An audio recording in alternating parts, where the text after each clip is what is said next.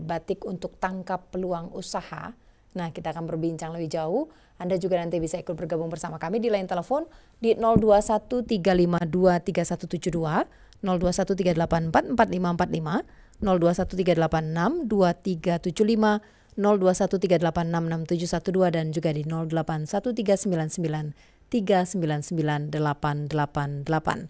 Akan kami hadirkan perbincangan ini tentunya dalam dialog Exbis Pro 3 RRI. Banyak UMKM di Kabupaten Natuna sekitar 1-2 tahun yang lalu. Mulai dari harga Rp25.000 sampai 4 Energi sukses bisnis hanya di RRI Pro 3, jaringan berita nasional. Pemberdayaan penjahit batik untuk tangkap peluang usaha. Saya sudah bersama dengan Coach Magety Herwin. Halo Coach Getty, kalau kemarin di Yogyakarta sekarang sudah hadir di studio, apa kabarnya? Kabar baik Bu Agrani. Assalamualaikum warahmatullahi wabarakatuh. Para pendengar RRI Pro 3 malam ini. Baik, Coach, bagaimana nih? Sudah balik lagi ke Jakarta, sudah ketemu lagi dengan teman-temannya? Teman saya di Jogja juga banyak. Banyak ya. Jadi memang saya dampingi beberapa pengusaha di Jogja, itu ada 9 fashion designer yang saya dampingi. Dan Jakarta juga ada beberapa perusahaan yang pabrik, ya, dekor, terus arsitek, ada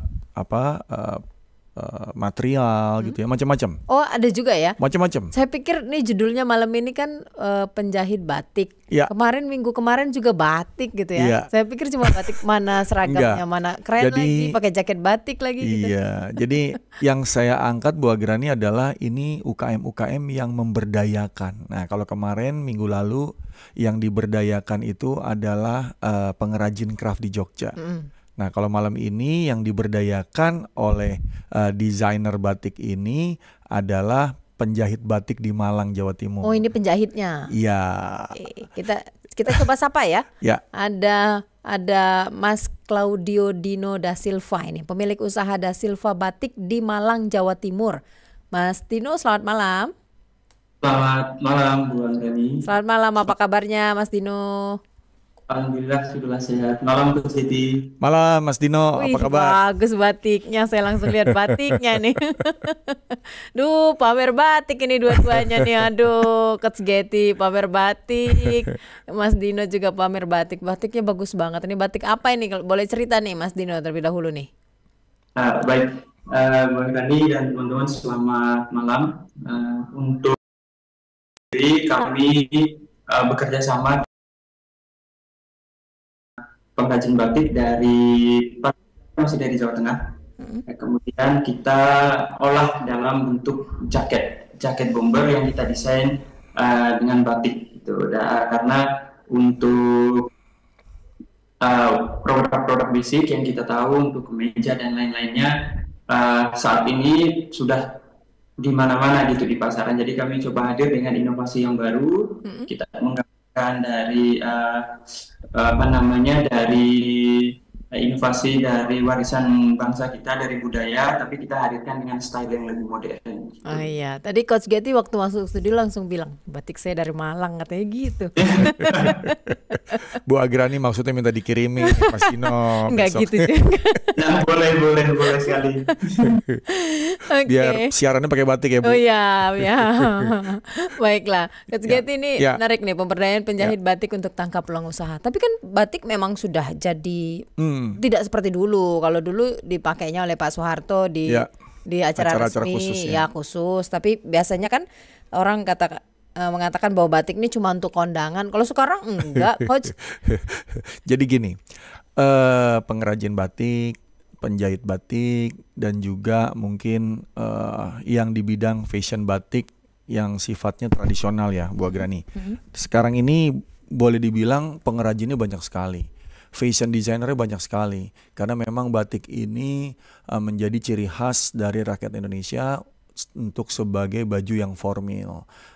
Dipakai bekerja oke, dipakai ke pesta atau di acara khusus oke. Tetapi para pengrajin ini tergerus dengan kondisi bisnis yang semakin berkembang dan semakin sulit untuk bertahan. Nah, Mas Dino ini awalnya bukan desainer batik, bukan. Dan juga bukan orang fashion. Nanti Mas Dino akan cerita nih, kenapa nih kok tahu-tahu jadi punya ide batik gitu ya. Ini ada ceritanya dan ini sangat menarik. Dan di sini yang saya akan angkat adalah bagaimana kita ini memiliki peluang tapi nggak bisa jalan sendiri.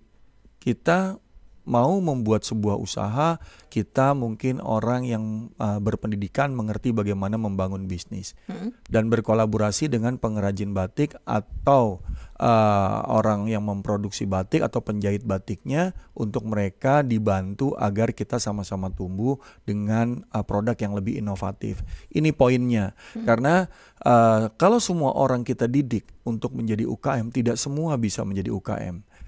Kita bilang bahwa mereka adalah pengrajin yang turun-temurun membuat usaha keluarganya dari kerajinan, batik atau apapun itu. Tetapi tidak semua memiliki kemampuan dalam menjalankan usaha. Makanya pada saat saya ke beberapa daerah di Indonesia, ketemu dengan pengusaha kecil, pengusaha menengah yang ada di daerah tersebut, prinsip kolaborasi, prinsip bekerja sama ini harus dijalankan untuk tumbuh dan sejahtera bersama. Poinnya itu.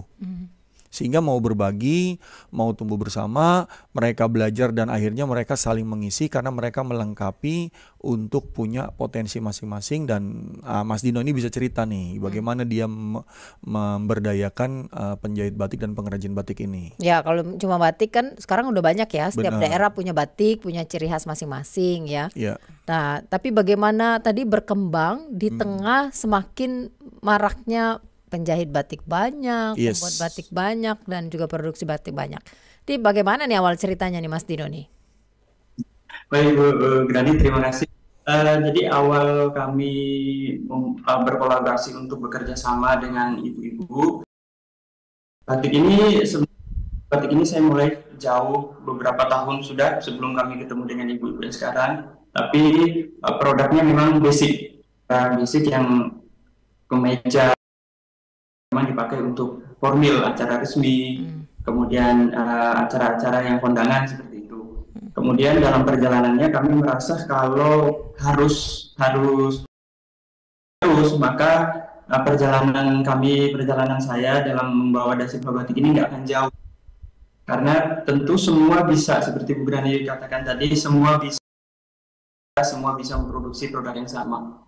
Kemudian saya berpikir apa nih yang masih belum begitu marak di mana-mana. Kemudian saya memutuskan untuk saya berdiskusi dengan teman-teman, kami memutuskan untuk menghadirkan produk dengan inovasi baru. Kami coba untuk dengan jaket bomber, tapi tetap dengan hanya batik sehingga jalannya tetap sama.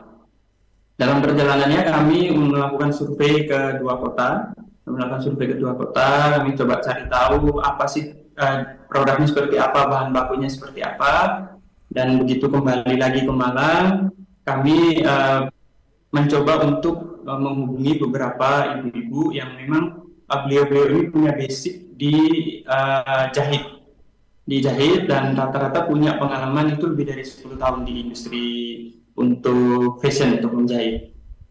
Bahkan ada untuk bagian produksinya sendiri pernah ikut di jahit di tempat lain yang memang lebih besar daripada kami. Sehingga waktu itu yang menjadi saya memutuskan saya bersama ibu-ibu yang tepat adalah ketika kami pulang untuk jahit, untuk jaket, saya katakan ini hasil yang kami dapat seperti ini, saya buka kainnya, ini kainnya, ibu-ibu langsung merespon, menangkap, oh berarti ini kainnya dipotong seperti ini, polanya seperti ini, bahan baku yang kita pakai ini, jenis jahitannya seperti ini. Kebetulan Bu Anggrani dan Coach Getty, ibu-ibu kami saat ini adalah, mohon maaf sebelumnya di perusahaan sebelumnya dan kebetulan perusahaannya private, sehingga dengan bersama-sama kita berkolaborasi, bekerja sama dengan ibu-ibu punya keterampilan, punya kualitas yang baik, mereka tahu bisa menghadirkan produk yang bagus seperti apa. Ya dari situ kami mulai bekerja sama, mulai menentukan oh ini seperti ini, bahannya seperti ini, kita berkolaborasi mulai menghadirkan satu produk, yaitu jaket bomber ini sekarang. Mas Dino cerita dulu dong, Mas Dino ini asalnya dari mana sehingga Toto kok terdampar di Malang? Tiba-tiba di Malang begitu ya. Kalau dari perawakannya tidak terlihat kalau orang Malang ya, orang Bu? Malang, betul. Tapi kalau bahasanya udah dapet, Malang. udah Malang banget ini. Ini kalau kita bercerita di tarik belakang panjang nih. Kalau asli saya lahir di dulu Timur-Timur, Bu Gani. Timur Leste. Iya, Timur. Sekarang jadi Timur Leste, Bu Gani. Sekarang jadi Timur Leste. Oke. Waktu Jadi lahirnya di Dili nih. betul, saya Bokau, Bu Gani. Oh, baik. Terus Bisa terdampar di Malang, kenapa ceritanya, iya, Mas Dino? bagaimana itu ceritanya? Exodus berarti nih. Exodus. Ya, itu proses perpindahan zamannya almarhum Pak Habibie. Kami ikut pindah, dan waktu itu keluarga menetap di NTT, di Kupang, dan saya di Malang ini mulai kuliah. Mulai kuliah 2011, selesai kuliah, kerja dulu di Malang. Nah, dalam bekerja itulah menemukan kenapa saya berbisnis batik itu. Tapi memang fashionnya di ini, di busana dan lain sebagainya, batik gitu. Ya, jadi berangkatnya dari waktu itu saya kerja berani. Karena saya kerja waktu masih di corporate. Di corporate itu saya iseng, karena memang di kantor itu kita diwajibkan untuk memakai batik Selasa dan Kamis. Tuh, Selasa dan Kamis saya beli. Waktu saya beli, respon teman-teman, kok bagus ini, batiknya beli di mana gitu. Saya penasaran, mungkin teman-teman hanya karena produk baru, ya, baju baru dibilang bagus. Saya penasaran, saya beli lagi, teman-teman tetap responnya bagus. Oh, batiknya bagus, beli di mana? Dan saya waktu itu langsung nangkap ini peluang. Jadi kalau selama saya pakai batik ini 90 detik pertama yang lihat, wah batiknya bagus, maka berarti ini ada peluang untuk di sana gitu. Ya. Bisa seleranya ya. Seleranya itu bisa menjadikan peluang untuk Dino ini buka usaha ya. Iya, padahal nggak ada pengalaman fashion ya, Mas Dino ya. Tidak ada. Tidak ada ya. Pantes tadi berapa jam pilih batiknya nih? Saya mau tanya. Saya curiga nih berapa jam nih pilih batiknya, sengaja nih supaya tampil kayaknya. Jadi memang gini, tahun 2025 semakin berat ya bagi orang-orang yang bekerja tapi penuh dengan saingan gitu ya, penuh dengan tantangan, perusahaannya harus melakukan efisiensi dan ketidakpastian. Bu Agrani. Siapa yang bisa bertahan adalah orang-orang yang kreatif, orang-orang yang memiliki ide, orang-orang yang memiliki banyak networking, dan orang-orang yang terus maju adalah orang-orang yang terus bergerak. Kalau Anda tidak bergerak, Anda hanya pasrah, Anda hanya menyalahkan keadaan, Anda tidak akan kemana-mana. Ini yang sering kita jadikan alasan. Tetapi banyak klien-klien saya yang saya dampingi, mereka mulai bisnis karena mereka harus survive. Oke, kita ke kasusnya Mas Dino kalau begitu, Coach. Ini kan menarik. Mas Dino ini tadinya memproduksi pakaian ibu-ibu saja, yang ke kantor, kebutuhannya untuk kondangan. Kemudian kan ke jaket bomber. Bomber. Kira-kira kalau dikasih ke Pak Prabowo langsung naik. Wah, jadi ini menarik. Mas Dino, berapa produksi sebulan sekarang, Mas Dino? Kalau produksi sekarang kami hari ini baru kami lihat angkanya ada di sekitar 386. Ini sejak kapan mulai beralih ke bomber? Beralih ke bomber sudah 2 tahun. 2 tahun, berarti setelah pandemi ya? Ya betul. Itu Coach, kalau idealnya 2 tahun ini masih cukup luar biasa tumbuh. Karena nggak gampang. Karena Mas Dino targetnya ke B2B, dia ke korporasi tawarin gitu ya, bukan kepada retail. Kalau retail mungkin nggak akan bisa secepat ini gitu ya. Jadi Mas Dino ini adalah salah satu binaan saya di program pembinaan UKM dari sebuah korporasi. Dan Mas Dino ini waktu tahu saya ada di Jogja, dia menuju Jogja dari Malang untuk ketemu saya. Nah, mungkin bisa cerita Mas Dino, setelah ketemu apa yang Mas Dino lakukan sehingga bisnis bisa lebih bersemangat lagi dalam mengembangkan ya Mas Dino. Silakan Mas Dino. Nanti dulu, saya mau tanya dulu sama Mas Dino. Mau ketemu sama Coach Getty itu gimana ceritanya kan? Latar belakangnya apa? Baru tiba-tiba ngejar ke Jogja ya? Malang ke Jogja ya. Dari Malang ke Jogja. Ya, jadi Grani waktu itu di acara inkubasi bisnis waktu itu kami Zoom dan belajar dengan beberapa coach lain juga dengan Coach Getty tentu, dan waktu itu saya merasa saya harus nih ketemu dengan waktu itu saya harus ketemu Pak ini gitu. Jadi saya coba untuk kontak waktu itu karena buat saya adalah ketika kita belajar bertemu seperti ini, dan waktu itu kebetulan yang menjadi kesan adalah kebetulan waktu itu kita mulainya jam 2 atau jam 3 siang, dan itu waktunya ngantuk-ngantuknya gitu. Dan ternyata waktu Zoom dimulai, materi dimulai, saya kok nggak ngantuk nih gitu. Gitu. Jadi awalnya dari Zoom. Dari Zoom. Khawatir akan kehilangan part di mana kalau saya ngantuk saya akan ketinggalan nih gitu. Akhirnya terus kami Zoom 2 jam, nggak ada sama sekali ngantuknya, dan saya memutuskan saya harus ketemu sama Pak ini gitu. Apa sih yang melekat di Anda ketika Coach Getty memberikan materi itu, apa untuk keluar dari yang itu saja lalu berkembang tuh apa itu Mas Dino? Yang paling melekat di saya adalah BMC waktu itu, Business Model Canvas. Business Model Canvas. Perbaiki internalnya, perkuat internalnya, maka eksternal itu harusnya bukan lagi sebuah masalah yang besar. Wah, keren itu, kena banget itu ya. Langsung introspeksi diri kan ya? Tertancap di saya gitu. Internalnya ya di dalam usaha terutama sebenarnya menurut saya internal yang harus diperbaiki waktu itu saya secara pribadi gitu. Dari pengetahuan relasi kayaknya semuanya harus diperbaiki. Kalau dari internalnya kuat, yang datang dari eksternal harusnya bukan lagi khawatirkan secara berlebih gitu. Oke, lalu Anda memutuskan untuk bertemu dengan Coach Getty langsung? Iya, waktu itu saya coba kontak gitu. Saya follow IG-nya, kemudian YouTube-nya semua sosmednya Coach Getty saya ikutin. Kemudian saya coba chat, saya bilang coba berhadiahlah, saya coba chat. Ternyata direspon baik sekali dengan Coach Getty. Saya tanya ke Coach Getty, apakah dalam waktu dekat ada coaching di daerah Surabaya, karena kalau Surabaya mungkin dari Malang ke Surabaya lebih dekat. Kemudian sama Coach Getty di-share adanya di Bali, kemudian di luar pulau, paling dekat itu cuma di Jogja gitu. Nah, kalau masih Jogja aja berangkatlah gitu. Kemudian saya coba untuk tanya Coach Getty, apakah boleh Coach ketika saya ke Jogja? Oh, tentu boleh gitu. Akhirnya saya nekat aja, saya berangkat ke Jogja. Saya cari tahu Coach Getty nginepnya di hotel, saya ikut aja udah nginep di hotel yang sama. Oke. Luar biasa.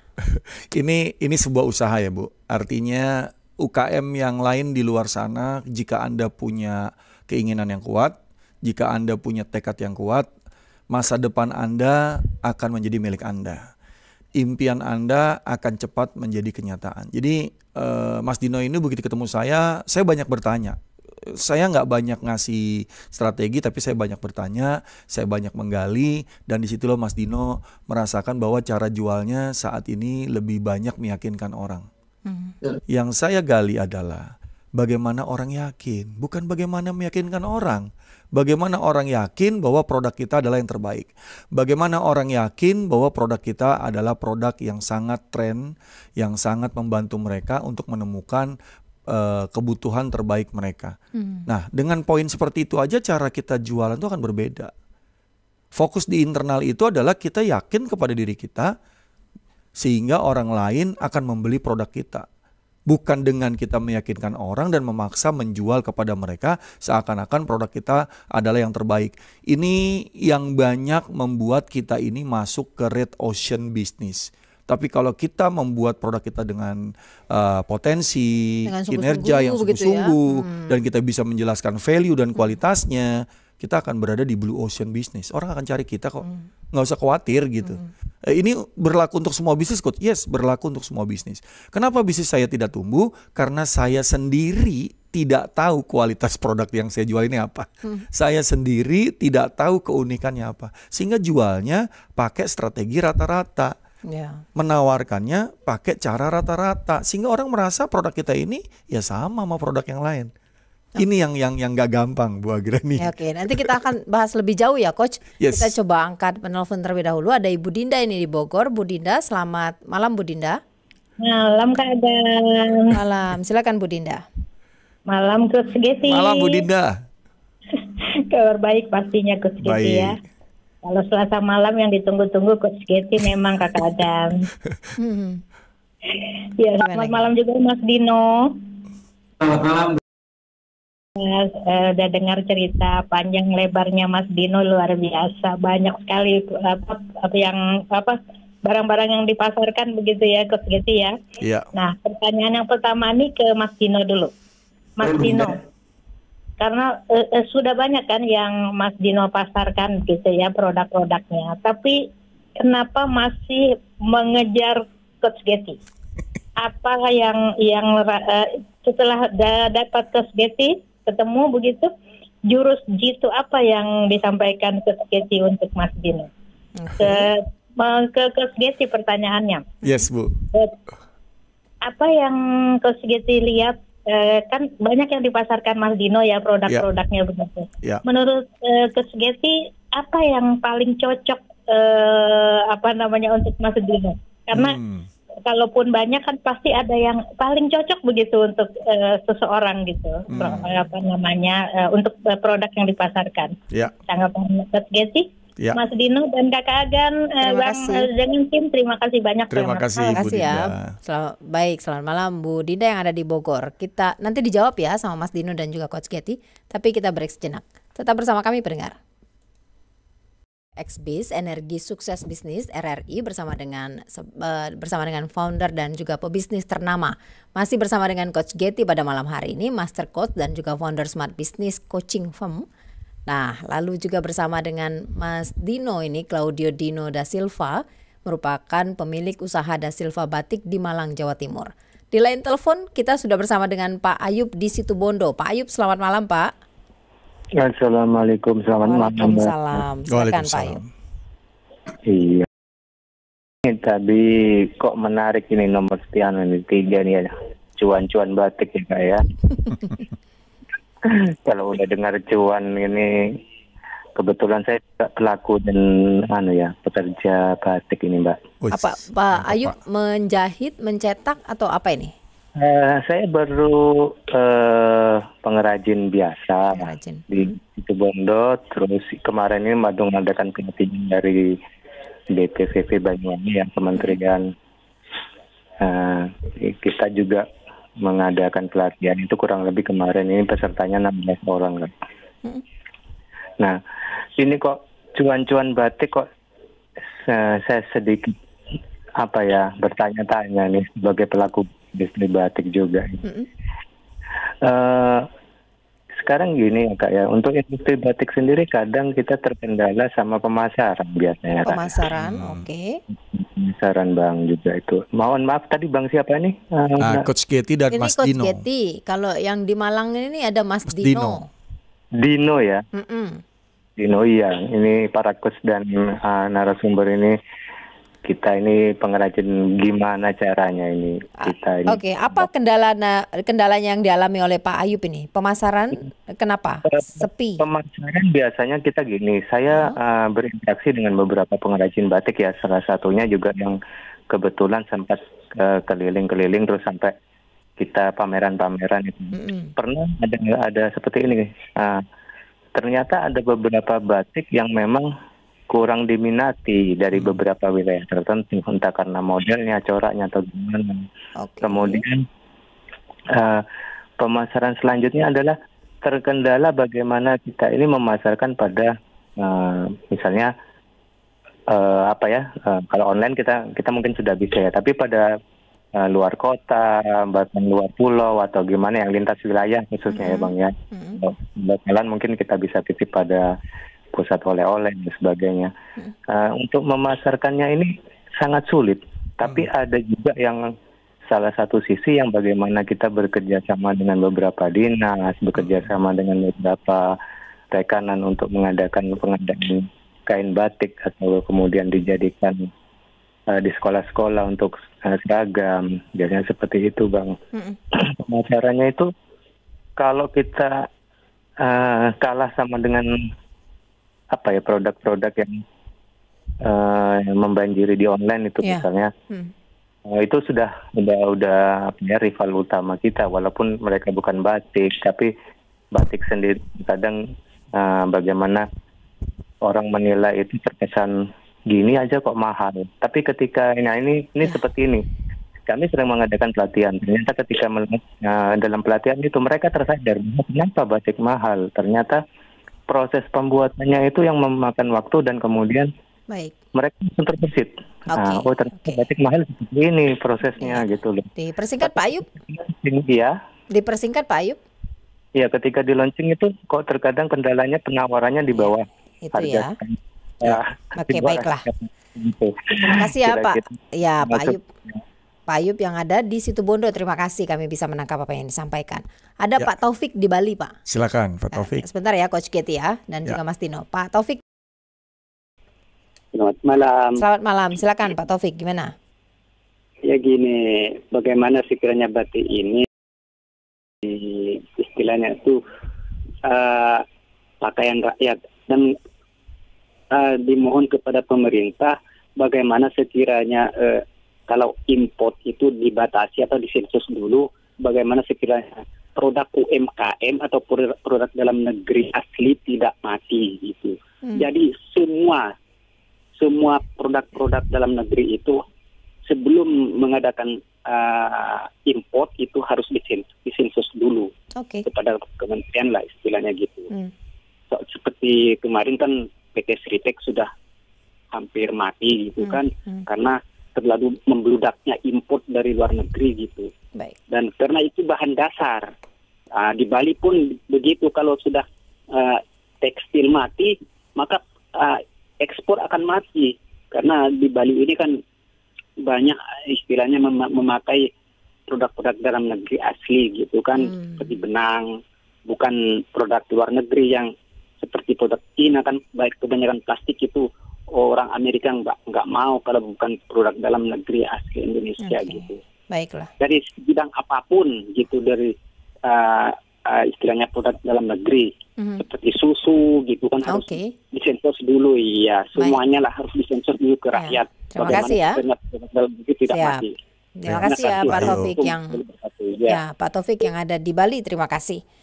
Menarik yang Pak Ayub ini, ternyata itu adalah dilema yang dialami oleh beberapa pengrajin. Pada saat saya mendampingi pebisnis, yang saya coaching, yang saya bantu cara berpikirnya dulu, mindsetnya dulu.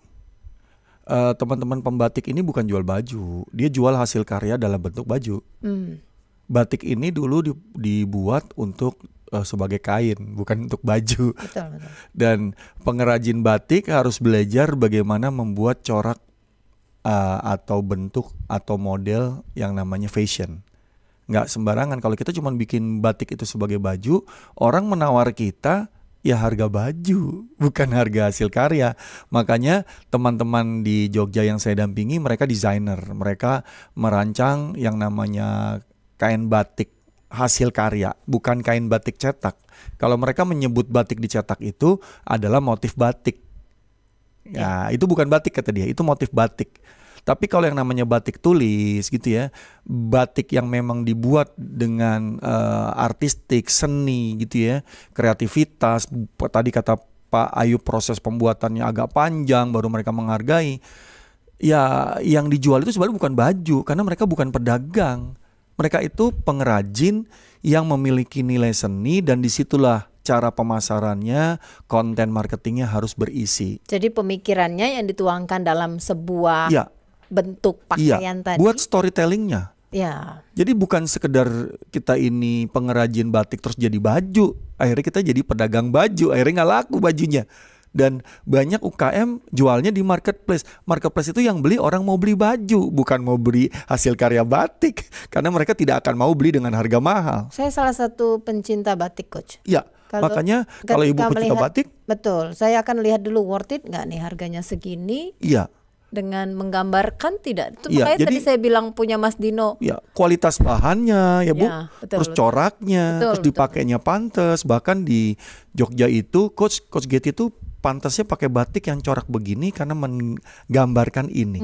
Itu lebih cocok menarik. Cocok nih dengan warna kulitnya, biasanya gitu kan ya. Iya. Dan orang yang punya uang, begitu dia beli sesuatu bukan karena dia mau beli baju. Kalau baju dia bisa cari baju yang lain, banyak yang lebih murah dan lebih nyaman.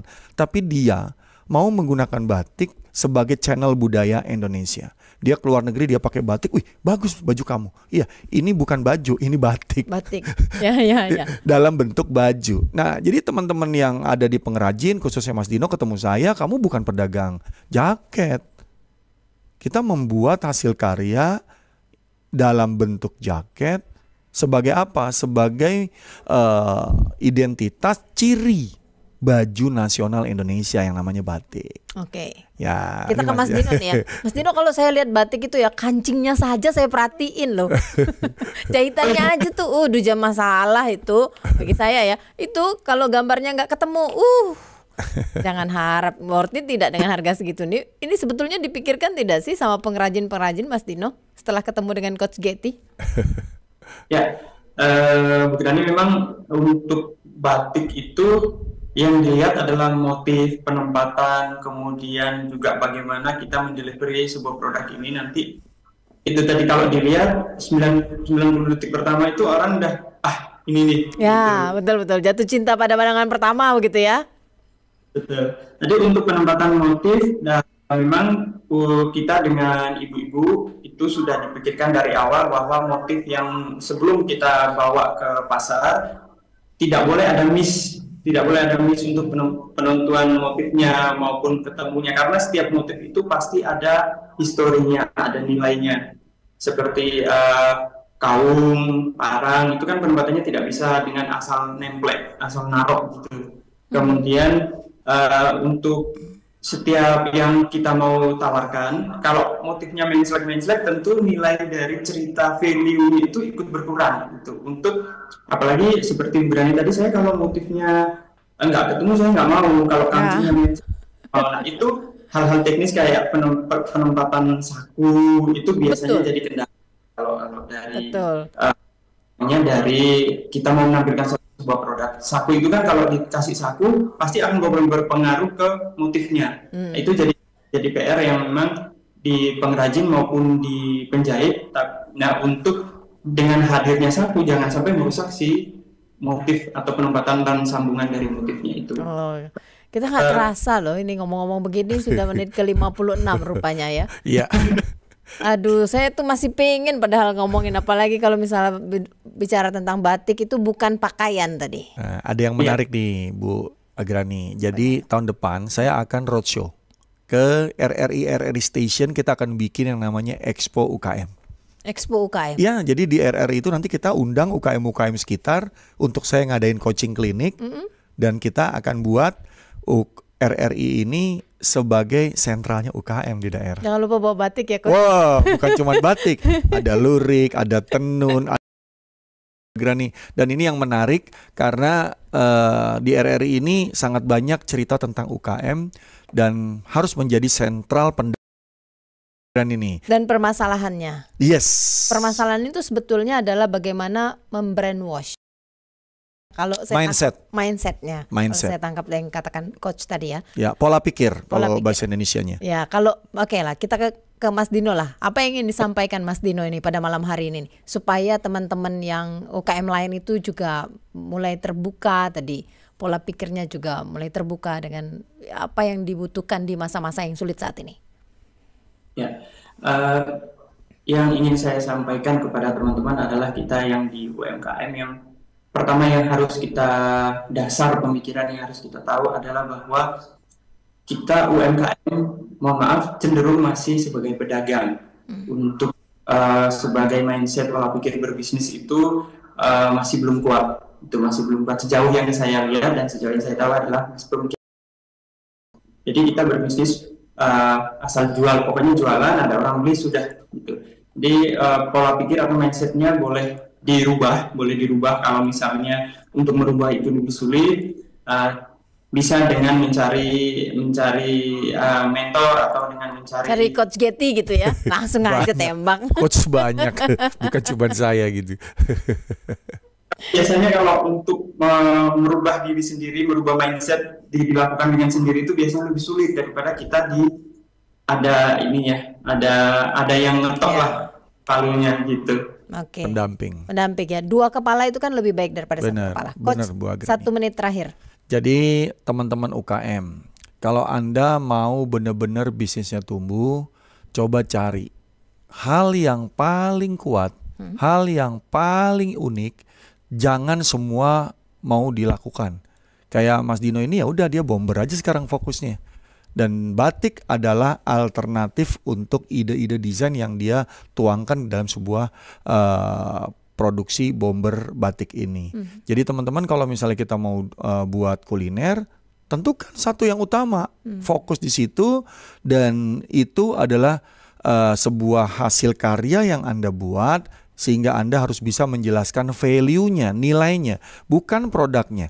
Anda buat lontong sayur, ya kalau Anda cuma jual lontong sayur itu namanya Anda pedagang lontong sayur. Tapi kalau Anda bilang khasiat dari makan lontong sayur ini, apa rasa turun-temurun yang diturunkan oleh keluarga Anda sehingga menghasilkan lontong sayur yang beda, itu namanya Anda memberikan value. Ini yang gak gampang. Karena banyak orang yang kagetan jadi UKM. Dia kagetan di PHK, dia jadi UKM tapi sebatas ya hanya bertahan hidup. Ya, ternyata berat begitu. Iya, berat. Tapi istilahnya kalau Anda tahu kuncinya, Anda tahu rahasianya, Anda akan sangat dengan mudah tumbuh. Baik. Makanya Anda bisa lihat di siaran RRI Pro 3, di YouTube RRI Pro 3 ini banyak. Ini udah di edisi ke-33 hari ini. 33 ya. Bu Baiklah. Agrani. Dan silakan Anda lihat untuk Anda dapat tumbuh dan belajar. Demikian dari saya, sukses Bu Agrani. Terima kasih Mas Dino. Terima kasih ya Mas Dino ya. Coach juga terima kasih ya. Terima kasih Bu Agrani, sukses buat Anda semua. Baik, selamat malam, selamat beraktivitas kembali.